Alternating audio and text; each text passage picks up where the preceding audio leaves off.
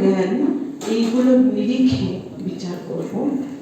এটাই আজকে আমাদের মূল উদ্দেশ্য।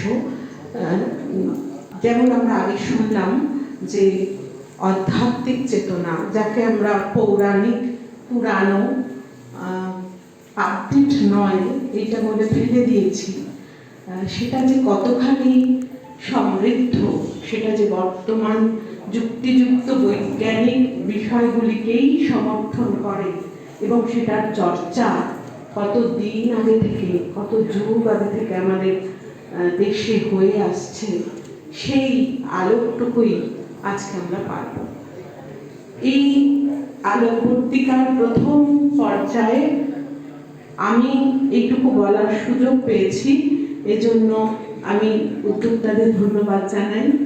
আর আমিও চাই আমার জ্ঞানের দীনতা আজকের বরিষ্ঠ অধ্যাপক এবং বিজ্ঞানীদের দ্বারা পূর্ণ হয়ে উঠুক, এই বলে আজকে আমি আমার বক্তব্য শেষ করছি। পরে আবার আমাকে বলতেই হবে